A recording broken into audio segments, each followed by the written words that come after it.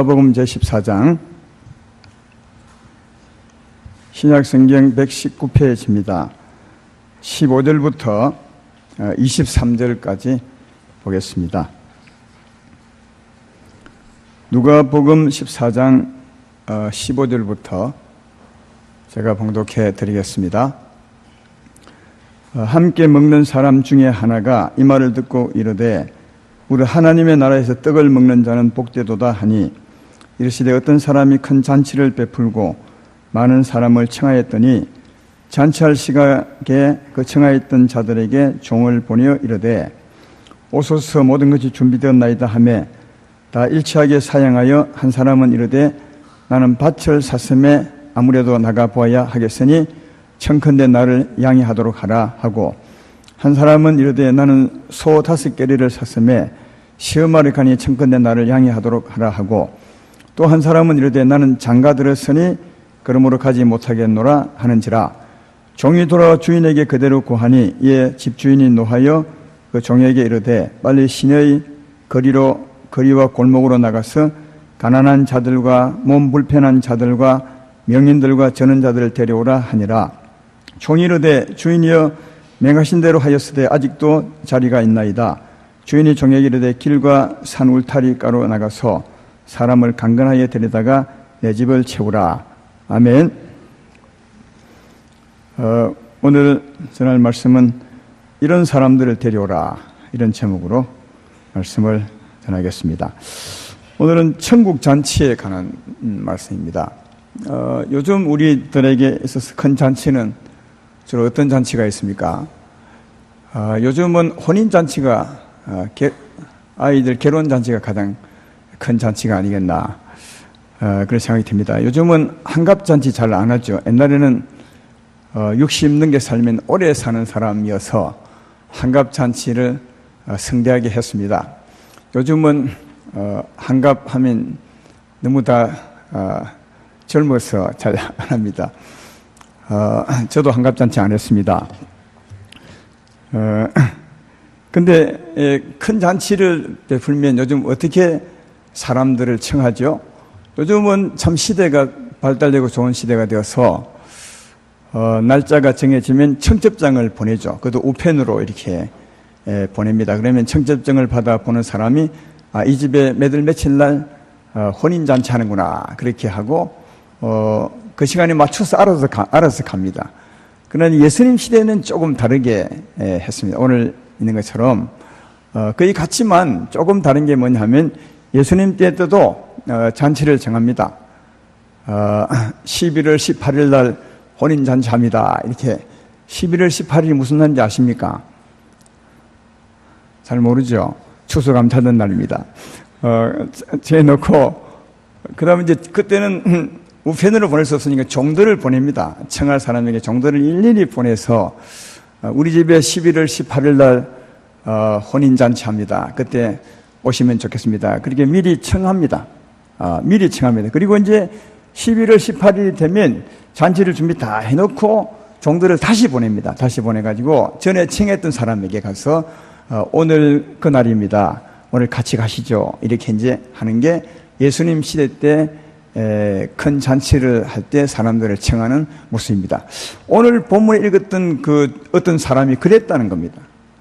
어떤 사람이 그렇게 청했다는 겁니다. 그런데 이제 문제가 생긴 것은 전에 청하고 당일날 모시러 갔더니 다 하나같이 사양해서 말하기를 나는 오늘 못 가겠네, 양해해 주게.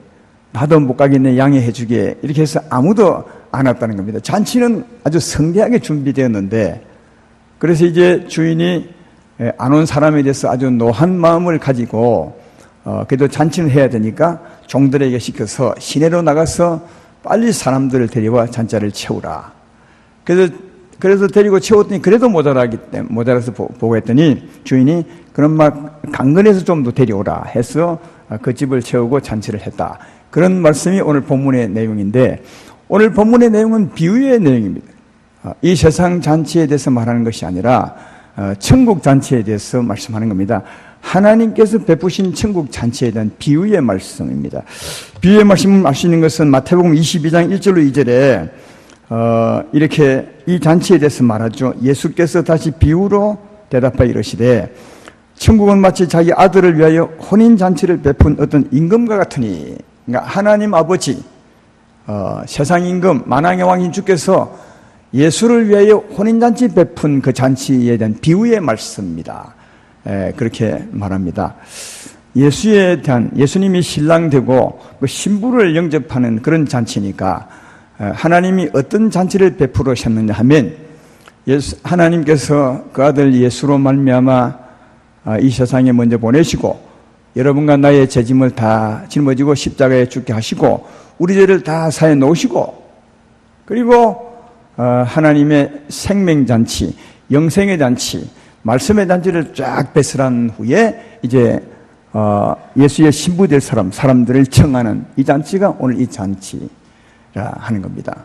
십자가로 베푸신 영생의 잔치가 오늘 이 잔치임을 알 수 있습니다. 왜냐하면 예수님이 신랑이시니까요.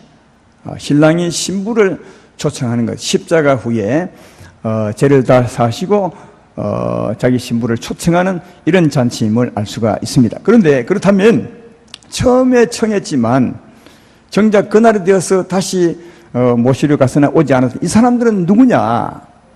처음부터 오시기로 작정되어서 청했던 사람, 그러나 진짜 그날에 대해 오지 않았던 이 사람은 누구냐? 누구겠어요? 이 사람들은 이스라엘 백성들임을 알 수 있습니다. 그 중에서도 하나님의 말씀을 가진 사람들이었음을 알 수 있습니다. 여러분, 구약 성경은 초청장입니다. 구약에는 초청의 내용이 많습니다. 하나님의 말씀인데 하나님께서 언젠가 내 아들 메시아를 보내사 너희의 죄를 다 사해 놓고 너희를 부를 것이라. 그때 너희가 와서 이 천국 잔치에 참여했으면 좋겠다. 이 말씀이 구약의 말씀이에요. 그러니까 이런 초청장, 이미 구약의 성도님들은 하나님 말씀을 가진 사람들은 이미 초청장을 받은 것입니다. 그러니까 이스라엘 백성 중에서도 하나님 말씀을 가진 자들이 이 사람들임을 알 수 있습니다. 그런데 이 사람들은 아무도 안 왔다. 실제로 그랬습니다. 하나님이 그 아들을 이 세상에 보내셔서 예수님이 혼인잔치를 준비했죠. 이 땅에 오셔서 그 초청된 사람들에게 외쳤습니다. 회개하라, 천국이 가까이 왔습니다. 천국 잔치가 가까이 왔습니다. 이렇게 해도 아무도 예수께는 안 왔습니다. 그리고 주님이 그들의 죄를 다 짊어지고 십자가에 죽으시고 이제 성령으로 이제는 진짜 천국 잔치가 준비되었습니다. 오십시오 해도 아무도 안 왔어요. 말씀을 가진 사람들, 이미 초청장을 받았던 사람들은 정작 잔치를 베풀라고 초청했을 때 아무도 안 왔다는 것. 그래서 이제 하나님께서 그들에 대하여 노한 마음을 가지고 종들에게 시킨 일이 뭐냐? 잔치는 크게 준비되었으니까 빨리 가서 사람들을 데려오라. 그렇게 한 말씀. 그러면 그 사람들은 누군지 알겠죠? 우리도 포함되는 사람. 앞으로 믿을 사람도 포함되는. 그러니까 어떤 사람이냐 하면 21절을 보십시오. 종이 돌아와 주인에게 그대로 고하니 이에 집주인이 노하여 그 종에게 이르되 빨리 시내의 거리와 골목으로 나가서 가난한 자들과 몸 불편한 자들과 맹인들과 저는 자들을 데려오라. 특별한 사람을 데려오려 한 거죠. 가난한 사람들과 몸 불편한 사람들. 전의 성경은 병신들과 이렇게, 그러니까 그 말을 좀 이렇게 유하게 표현한 말이 오늘 몸 불편한 자들과 명인들과 저런 자를 데려오라. 그럼 이 사람들이 누구겠어요? 이 사람이 누군지는 조금 앞에 보면 이와 똑같은 사람이 있습니다. 그 사람이 누군지를 알면 이 사람이 어떤 사람임을 알 수 있습니다. 자, 13절을 한번 보십시오. 오늘 본문 앞부분 13절에 보면 이렇게 말합니다. 잔치를 베풀거든 차라리 가난한 자들과 몸 불편한 자들과 저는 자들과 맹인을 청하라. 글자 한 장 들고 똑같죠. 21절 말씀과 14절과 똑같은 사람들임을 알 수 있는데 이 사람이 누구냐? 한번 12절부터 14절까지 읽어보면 누군지 알 수 있습니다. 자기를 청한 자에게 이르시되 12절입니다. 내가 전심이나 저녁이나 베풀거든 벗이나 형제나 친척이나 부한 이웃을 청하지 말라. 두렵건대 그 사람들이 너를 도로 청하여 내게 갚음이 될까 하노라. 잔치를 베풀거든 차라리 가난한 자들과 몸 불편한 자들과 저는 자들과 맹인을 청하라. 그리하면 그들이 갚을 것이 없으므로 내게 복이 되리니 이는 의인들의 부활 시에 내가 갚음을 받겠음이니라. 그렇게 말합니다. 그러면 여기 13절에 이 사람은 어떤 사람이냐? 가난한 사람들입니다. 예, 가난하여 몸이 불편하고 가난하여 저는 사람, 가난한 사람으로서 명인들, 이 사람은 이제 부한 사람에 대비되어 있었으니까요. 부한 사람을 청하지 말고 차라리 이런 사람을 청하라. 내게 갚을 것이 없는 사람을 네가 사랑하면 그 사랑은 부활 시에 내게 상이 될 것이다. 이렇게 했으니까 여기 가난한 사람, 몸 불편한 사람, 저는 사람, 명인들은 진짜 가난해서 몸이 불편한 사람들, 그래서 도움이 필요한 사람들, 이런 사람들임을 알 수 있다는 거예요. 그러므로 오늘 21절에 똑같은 사람들이니까 이 사람들도 어떤 사람이냐? 가난한 사람들, 그래서 하나님의 도움이 필요한 사람들, 이런 사람들임을 알 수가 있는 거죠. 근데 이게 앞에와 뒤에 하나님이 청한 사람의 차이가 있는 것은 앞에 사람은 이 세상 어떤 사람이 청한 겁니다. 이 세상 어떤 사람이 잔치를 베풀고 청한 사람이라면 오늘 본문은 하나님이 잔치를 베풀고 청한 사람들입니다. 예. 어떻게 차이가 나겠습니까? 이 세상 사람이 청한 사람은 사람이니까 사람이 음식을 준비했겠죠. 우리가 준비한 것처럼 맛있는 음식과 소고기와 돼지고기와 이런 걸 준비했을 겁니다. 그러면 하나님은 뭘 준비했겠습니까? 하나님도 소고기와 돼지고기가 하나님은 영이시고, 그러니까 하나님은 영혼의 하나님이시니까, 영혼을 살린 하나님이십니까? 하나님은 영혼의 양식을 준비하는 거예요. 제 말 이해되면 아멘 합시다. 오늘 이 말씀을 이해하는 핵심이 여기 있어요.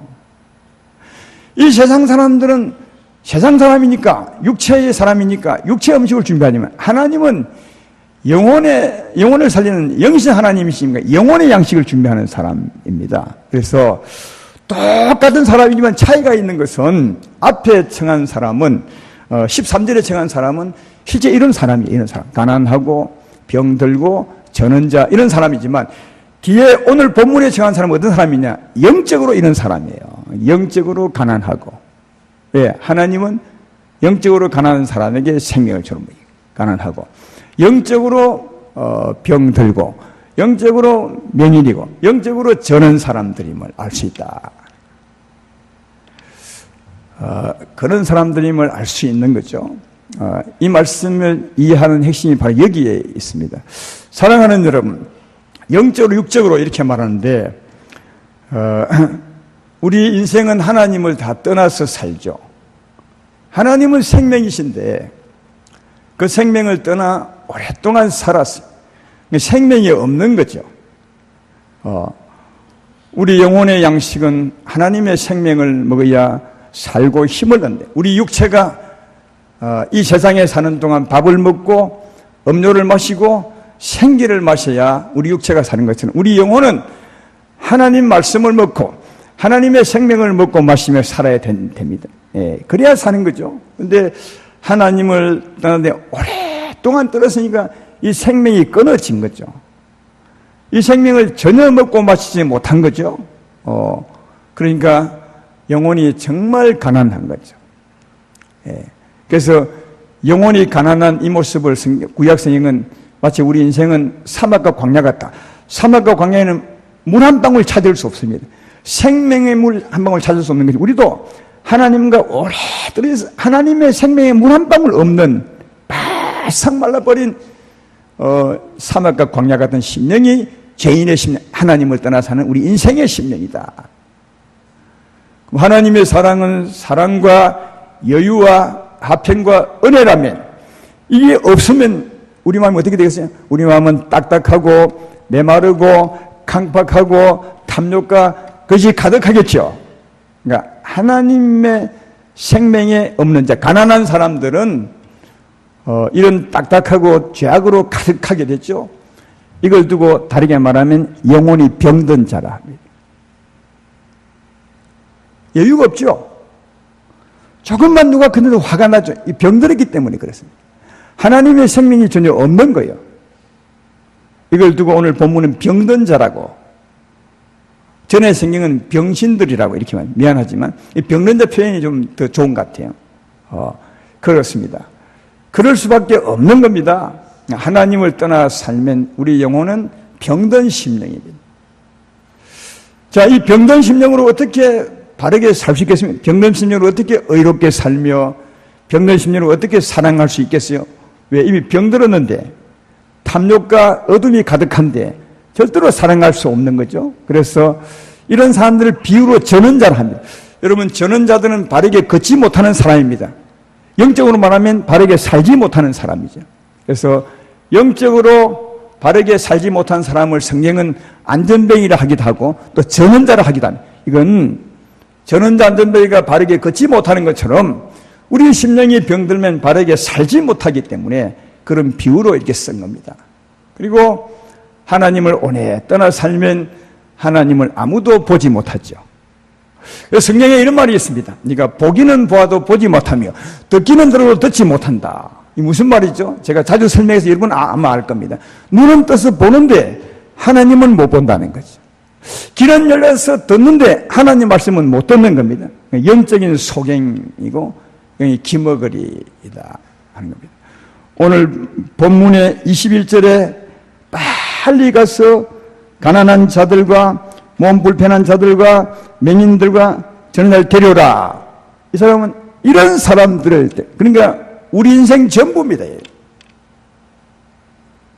우리 인생 중에 하나님을 떠나서 이렇지 않은 사람이 있으십니까? 다 이렇습니다. 하나님을 다 떠나서 다 가난한 자요, 병든 자요, 그리고 저는 자요, 미안하지만, 그리고 하나님 보지 못하는 맹인이요 기머거리였습니다.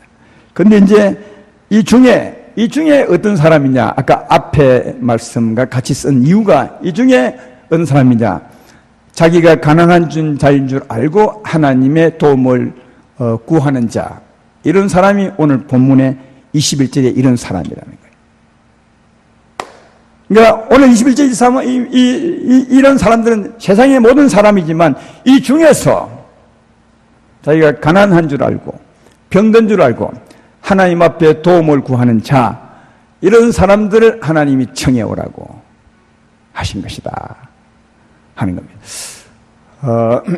이 성경은 여기는 이렇게 말했다가 저기는 저렇게 말했다가 그리 한 적이 거의 없어요. 왜? 이 성경에 기록되는 하나님 한 분이십니다. 물론 사람이 기록했지만 성경은 성령이 사람을 통해서 기록했다, 그렇게 말합니다. 그러니까 참 신기하게도 마태복음은 마태가 기록했고 누가복음은 누가가 기록했고 또 창세기는 모세가 기록했지만 신기하게 그 내용은 원리는 너무나 같다는 겁니다. 왜냐하면 한 분 하나님이 사람을 통해서 기록했기 때문에 사람은 여럿이지만 내용은 성령으로 기록된 말씀이라 같다는 거죠. 그래서 성경을 어디 곳에 봤어도 하나님이 아무나 데려오라 한 적이 없습니다. 사람들 중에 하나님을 찾는 자를 데려오라고 그렇게 말씀합니다. 오늘 본문에 이 사람이 그런 사람이다.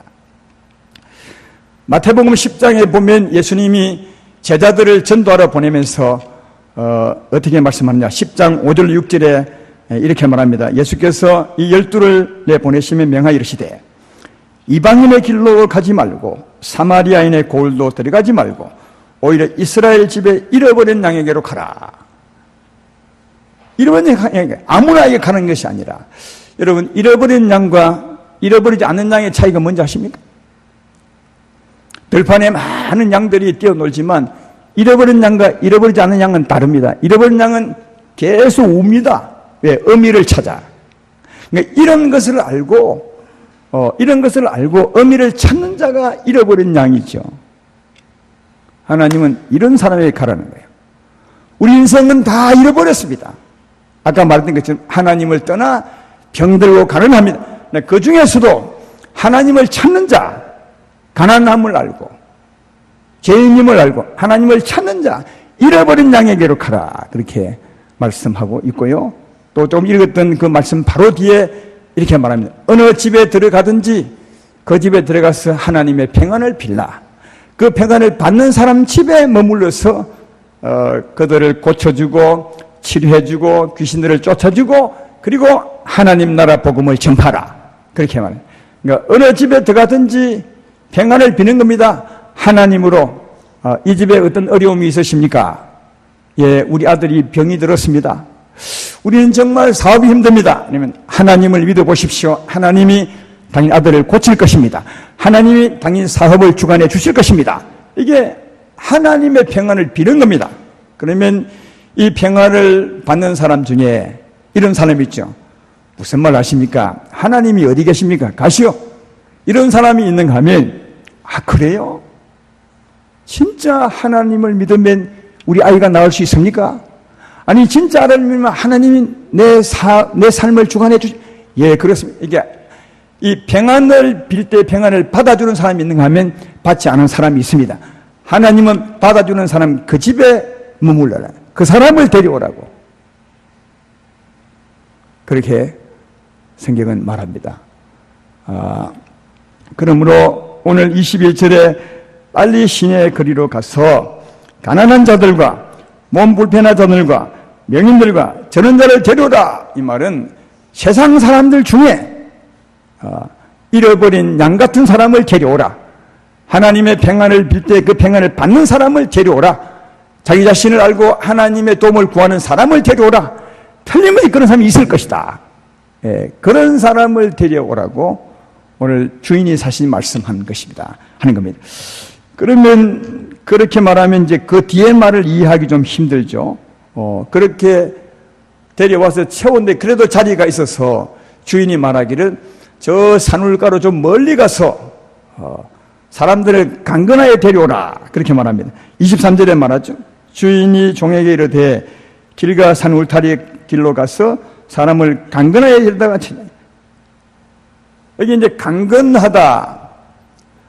강건하다는 어떤 거죠? 강건하다와 강제로 끌고는 다른 겁니다. 예, 강건과 강제는 다른 겁니다. 강제는 어떤 겁니까? 그 사람이 싫어하는 존재는 그냥 데려오는 게 강제입니다. 강건은 그래도 마음의 동의가 있어야 데려오는 겁니다. 좀 강하게 권유하지만 그래도 마음의 동의가 있는 사람을 데려오는 게 강건입니다. 이 강건 이 말 속에는 아무나 데려오는 말이 아니라 정말 좀 데려오되 그래도 마음에 조금이라도 동의 있는 사람은 데려오라. 이런 말씀이지 강제로 데려오는 말은 아니거든요. 이 말 속에도 그 사람의 동의가 있음을 알 수 있습니다. 마태복음 9장인가요? 거기 보면 네 사람이 중풍병자 한 사람을 들것에 실어서 데려옵니다. 중풍병자 한 사람을 들것에 태워서 네 사람이 내기에 들고 이렇게 예수님께 왔습니다. 그때 예수님이 그들에게 이렇게 말합니다. 마태복음 9장 2절에 침상에 누운 중풍병자를 사람이 데리고 오거늘 예수께서 그들의 믿음을 보시고 중풍병자에게 이르시되 작은 자여 안심하라 내 죄 사함을 받았느니라. 이 말을 잘 봐요. 저희들의 믿음 보시고 저희들은 누굽니까? 네 사람입니다. 예, 네 사람. 그 들것을 들고 온 네 사람의 믿음을 보시고 중풍병자에게 소자야 내 죄 사함을 받았느니라. 이렇게 말해요. 그러니까 이건 어떤 거냐면 이 사람을 데려온 사람은 네 사람의 믿음이요. 그렇지만 그래도 믿음에 끌려왔지만 그래도 그 사람이 믿었다는 거예요. 조금 마음으로는. 그래서 중매자에게 내가 재산 받았느니라. 그렇게 말합니다. 이게 강건하여 데려오는 겁니다. 제가 보기에는 아마 이 사람은 그런 사람 같아요. 그래서 아마 이런 사람을 선정해서 말씀에 기록한 것 같아요. 몸은 오기 싫은 거예요. 중풍병자처럼 스스로 못와. 그러나 마음은 오고 싶은 거예요. 이런 사람을 중풍병자로 해서 이렇게 네 사람이 데려온 거거든요. 이게 강건입니다. 우리도 복음 전에 보면 마음은 오고 싶은데 몸이 못 온 사람 많이 있습니다. 그런 사람이 이 사람과 같은 사람들이죠.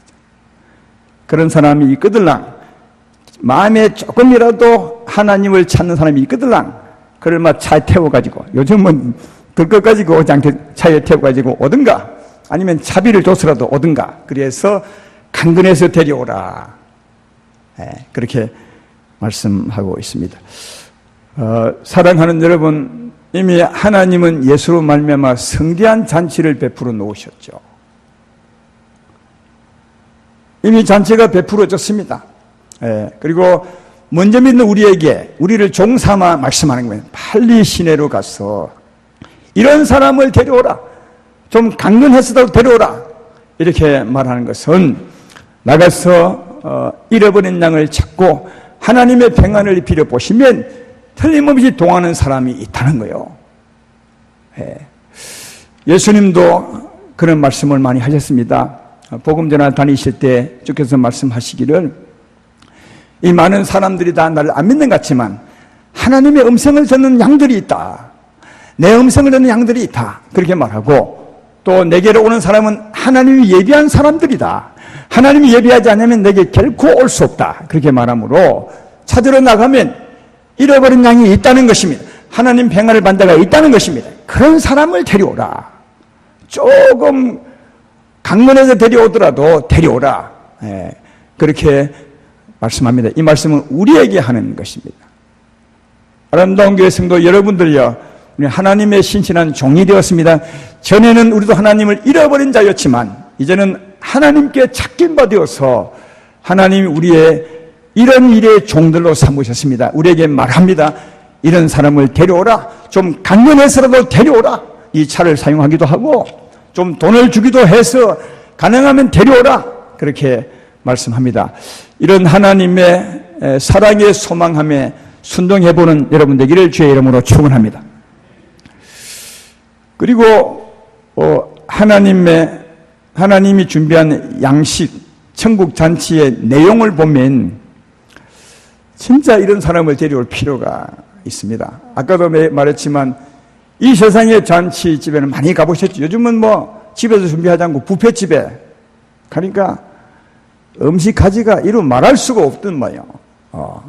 맛있는 음식이 참 많더라고요. 근데 하나님께서 예비한 양식도 있습니다. 제가 볼 때는 아무리 많고 아무리 맛이 있어도 하나님이 준비한 게 역시 훨씬 더 아마 좋을 것이고 또 훨씬 더 은혜도 많지 않겠는가 그렇게 생각합니다. 구약 성경 가운데 보면 하나님이 예비하신 양식이 있습니다. 이 천국 잔치에 주님이 주실 양식이 있습니다. 제가 몇 구절 소개해 볼 테니까 하나님이 준비한 양식의 능력을 한번 양식의 내용, 은혜를 한번 헤아려 보시길 바랍니다. 이사야 25장 6절로 8절에 이렇게 말합니다. 만군의 여호와께서 이 산에서 만민을 위하여 기름진 것과 오래 저장하였던 포도주로 연회를 베푸리니 곧 골수가 가득한 기름진 것과 오래 저장하였던 맑은 포도주로 하실 것이며 또 이 산에서 모든 민족의 얼굴을 가린 가리개와 열방 위에 덮인 덮개를 제하시며 사망을 영원히 멸하실 것이라. 주 여호와께서 모든 얼굴에서 눈물을 씻기시며 자기 백성의 수치를 온천하에 제하시라. 여호와께서 이같이 말씀하셨느니라. 하나님의 양식을 우리 사람들에게 바로 설명해 줄 수가 없습니다. 왜? 볼 수 없고 맛볼 수 없으니. 그래서 이제 이 세상 가장 좋은 음식을 빗대어서 설명한 거예요. 이 세상에 가장 기름지고 가장 영양분이 많은 것은 골수랍니다. 골수. 그래서 하나님은 자주 천국의 양식을 말하면서 골수같이 기름진 음식. 그 다음 포도주 중에서도 오래된 포도주가 맛있지 않습니까? 오래된 포도주를 준비한 것처럼 최고의 맛있는 양식을 준비할 것인데 이 세상에 포도주 많이 먹으시면 취하지만 하나님의 양식을 먹으면 7절에 보면 이 산에서 모든 민족의 얼굴을 가린 가리개와 열방에 덮인 덮개를 제하시며 세상 사람들 보십시오. 얼굴에 근심이 가득합니다. 어둠의 덮개가 가득 씌워져 있어요.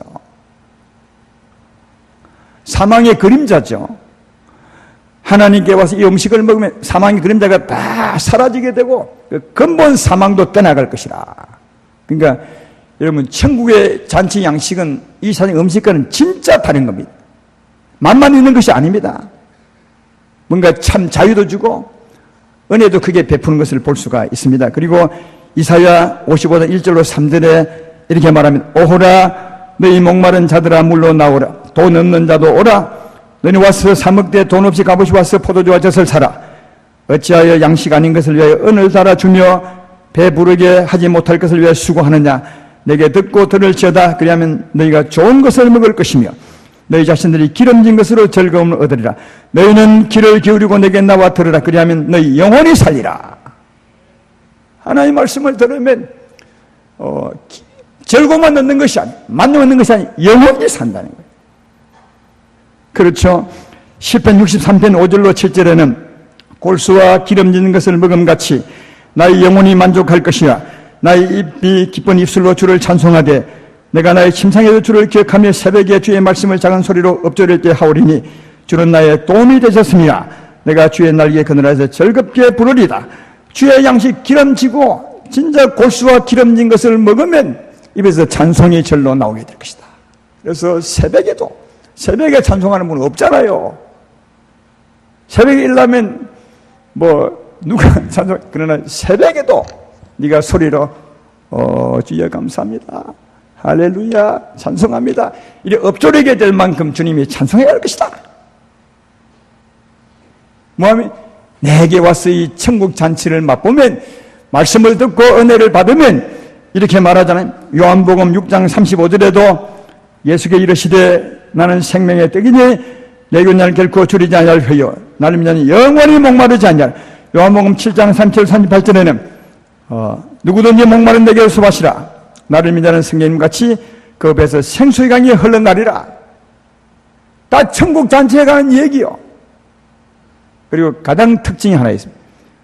이사야 35장 5절 6절에는 이렇게 말합니다. 아주 특색이 있는 은혜의 말씀입니다. 그때 맹인의 눈이 밝을 것이며 못 듣는 사람의 귀가 열릴 것이며 그때에 저는 자는 사슴같이 뛸 것이며 말 못하는 자의 해는 노래하리니 이는 광야에서 물이 솟겠고 이 물을 마시면 물이 솟겠고 사막에서 시내가 흐를 것입니다.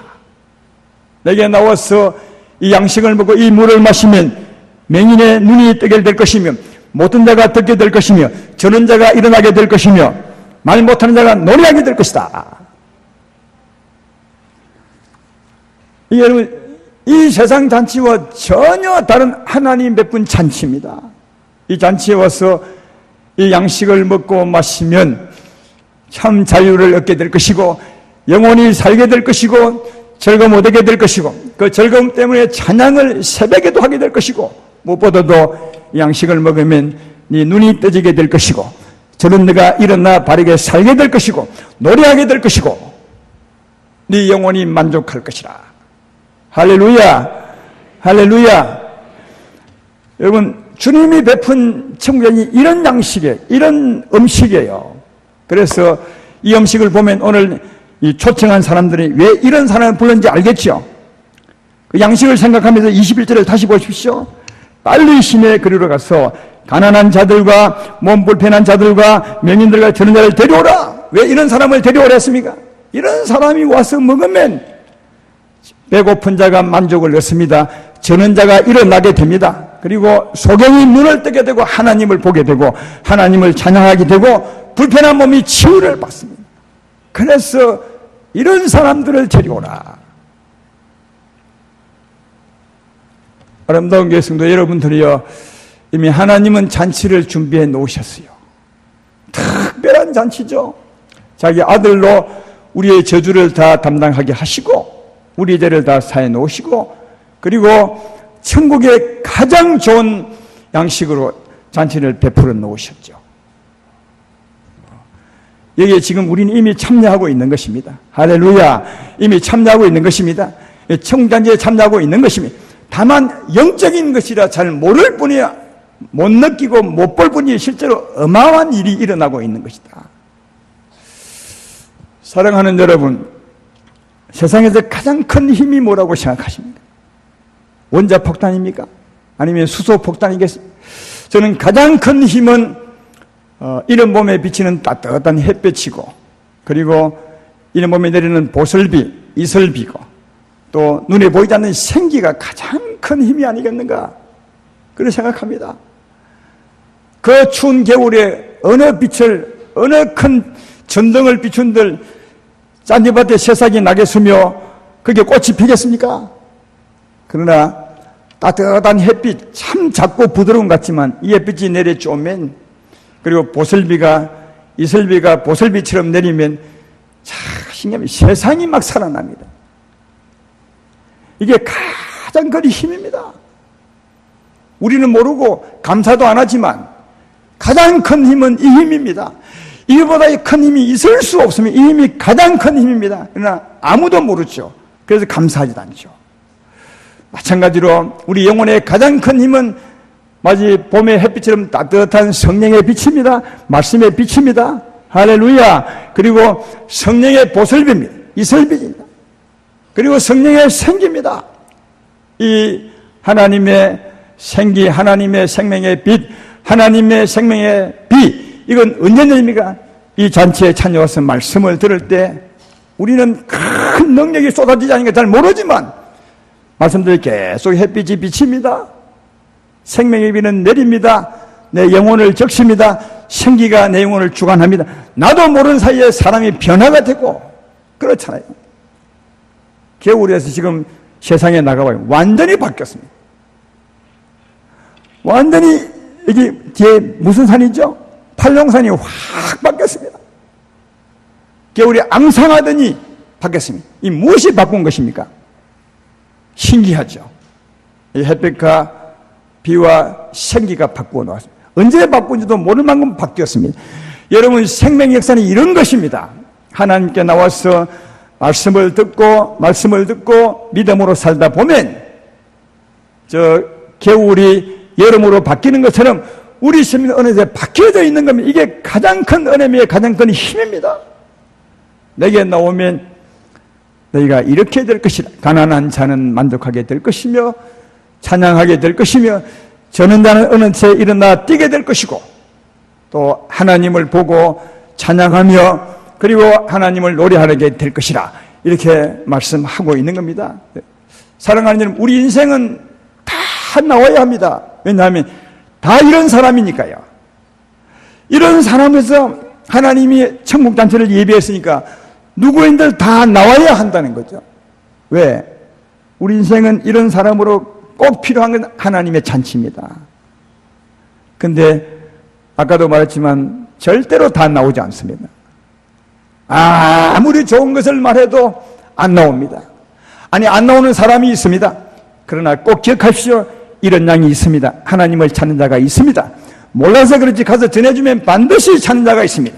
우리말의 길을 솔고 타는 분들이 많이 있습니다. 이런 양들이 많이 있습니다. 하나님의 평안을 찾는 사람이 많이 있습니다. 하나님은 그런 사람들이 하나님이 예비한 사람이라고. 사랑하는 여러분, 전도는 우리가 하는 것이 아니라 하나님이 우리 통해서 하는 겁니다. 우리는 다만 주의 종들일 뿐입니다.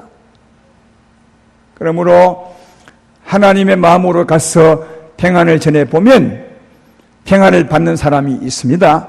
이런 양처럼 우는 자들이 있습니다. 하나님을 찾아 그런 사람들을 하나님이 데려오라고 그렇게 말씀하고 있습니다. 그리고 주의 나라는 얼마든지 정말 넓습니다. 데려와도 또 모자랍니다. 또 데려 또 모자랍니다. 얼마든지 부르는 사람들에게 하나님 은혜를 베풀어 주십니다. 오늘 말씀의 끝을 맺겠습니다. 하나님의 잔치는 이미 준비되었습니다. 우리에게 가서 그런 사람을 데려오라 하십니다. 이미 치유받고 은혜로 사는 여러분들이여 나가서 이런 사람을 데려와 보지 않으시겠습니까? 하나님의 사랑을 받은 사람들이여 이렇게 데려오셔서 하나님의 기쁨이 되고 또 이런 사람들이 하나님의 더 큰 은혜를 받고 사는 것을 알 수 있습니다. 하나님의 은혜 가운데 사시는 복 있는 여러분 되기를 주의 이름으로 축원합니다.